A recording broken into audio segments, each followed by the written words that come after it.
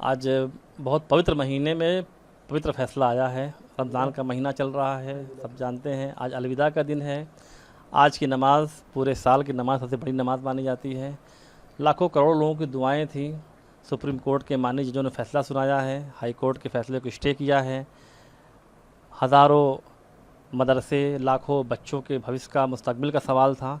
इस फैसले का तहे दिल से स्वागत करता हूँ, माननीय जजों का धन्यवाद करता हूं, और जिन लोगों ने इस लड़ाई को सुप्रीम कोर्ट तक जाकर लड़ा है उन सबको मुबारकबाद देता हूं, वकीलों को मुबारकबाद देता हूं, मदरसों से जुड़े प्रबंधकों को, प्रधानाचार्यों को, शिक्षकों को, बच्चों को, सभी को मुबारकबाद देता हूं कि मदरसे पूर्व की तरह, पहले की तरह, माननीय प्रधानमंत्री जी की सोच के अनुरूप एक हाथ में कुरान, एक हाथ में कंप्यूटर की तर्ज पे जब रमज़ान के पवित्र महीने के बाद, ईद के बाद जब मदरसे खुलेंगे, उसी रूप में काम करते रहेंगे जैसे पहले करते थे।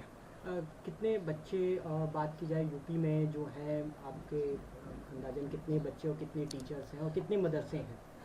मदरसे बोर्ड से मान्यता प्राप्त हमारे 16,500 के आसपास हैं, और उन मदरसों में तकरीबन 16 लाख के आसपास, 17 लाख के आसपास बच्चे भी हैं, और टीचर्स की तादाद भी हमें लगता है कि 3 लाख, 3.5 लाख के आसपास होनी चाहिए। उनका डेटा एग्जैक्ट नहीं है, क्योंकि जो अनुदानित मदरसे 5-60 उनका तो 10,000 के ऊपर टीचर्स हैं, लेकिन जो मान्यता प्राप्त मदरसे हैं उनमें टीचर्स की सही गिनती हमें भी नहीं पता, लेकिन करीब 3 लाख 4 लाख के आसपास होनी चाहिए। 16 लाख बच्चे पढ़ते हैं, एक बड़ी तादाद में मदरसे काम कर रहे हैं।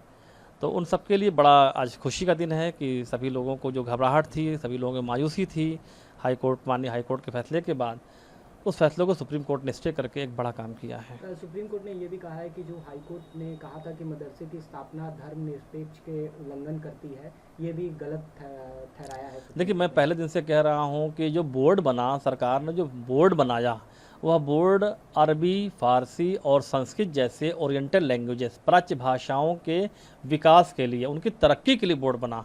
अरबी फ़ारसी आप पढ़ रहे हैं तो निश्चित रूप से अरबी फ़ारसी में क्या पढ़ेंगे, तो वो कुरान पढ़ेंगे। तो कुरान पढ़ना, कुरान कोई धार्मिक किताब के साथ साथ देश के लिए, दुनिया के लिए एक नज़ीर किताब है, वो सभी पढ़ सकते हैं, उसके बताए रास्ते पे चल सकते हैं। अब जैसे संस्कृत की पढ़ाई करनी है तो वेद पढ़ेंगे, पुराण पढ़ेंगे, गीता पढ़ेंगे। गीता को पढ़ना कोई धर्म को पढ़ना तो है नहीं, गीता भी ऐसी चीज़ है जिसको पढ़ करके आदमी जो है बहुत कुछ इबरत हासिल कर सकता है। तो उसको धार्मिक नहीं कर सकते। वो लैंग्वेज, क्योंकि अरबी हो, फारसी हो, संस्कृत हो, ये ओरिएंटल लैंग्वेजेस, हमारे प्राच्य लैंग्वेजेस हैं, इनकी तरक्की के लिए बोर्ड बना है। अब इसमें जो किताबें पढ़ाई जाएंगी, हो सकता है किसी धर्म को फॉलो करते हो, लेकिन वो धार्मिक शिक्षा नहीं दी जा रही है, वो प्राच्य भाषाओं को तरक्की के लिए, ओरिएंटल लैंग्वेजेस की तरक्की के लिए बोर्ड बना है, और मदरसे उसको काम कर रहे हैं उस पर। सुप्रीम कोर्ट ने हाई कोर्ट के जो 22 मार्च के फैसले जो अपील की गई थी, उसको चुनौती देने वाले पर एक नोटिस भी जारी किया है। अब हर सुप्रीम कोर्ट से बढ़ के क्या है, सुप्रीम कोर्ट इस देश के सबसे बड़ा कोर्ट है, और उसके फैसले का हम स्वागत करते हैं। उनके जजों को धन्यवाद देते हैं कि उन्होंने ठीक ढंग से इसको समझा।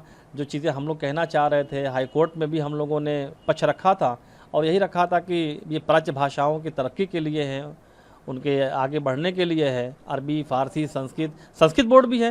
संस्कृत बोर्ड हमारा एजुकेशन डिपार्टमेंट में आता है, अरबी फ़ारसी बोर्ड हमारा जो मदरसा बोर्ड कहलाता है वो माइनॉरिटी में आता है। तो लैंग्वेज जो है, जो ओरिएंटल लैंग्वेजेस हैं, जो प्राच्य भाषा हैं, उनकी तरक्की के लिए बोर्ड बना है, ना तो धार्मिक शिक्षा के लिए बोर्ड बना है। धार्मिक शिक्षा का सवाल ही नहीं पैदा होता।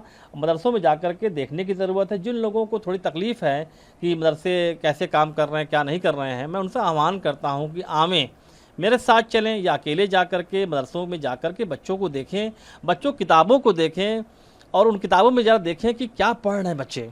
क्या बच्चे साइंस नहीं पढ़ रहे हैं, कि मैथ नहीं पढ़ रहे हैं, कि सोशल नहीं पढ़ रहे हैं, कि इंग्लिश नहीं पढ़ रहे हैं, संस्कृत तक से पढ़ रहे हैं मदरसों में बच्चे। तो एक बार ज़रा बंद कमरों से निकल करके फील्ड में आकर के मदरसों में जाकर के देखने की ज़रूरत है कि मदरसे में क्या पढ़ाई हो रही है।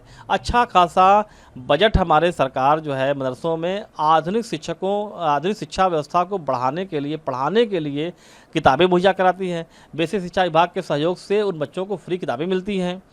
तो उन किताबें क्या मिलती हैं, वही हिंदी, साइंस, सोशल, मैथ्स, इन किताबें मिलती हैं।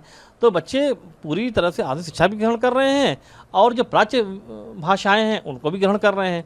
प्राच्य भाषाओं को ग्रहण करने में निश्चित रूप से धर्म से जुड़ी किताबें आ रही हैं। वो धार्मिक शिक्षा नहीं है, वो प्राच्य शिक्षा को बढ़ावा देने के लिए उनको शिक्षित किया जा रहा है।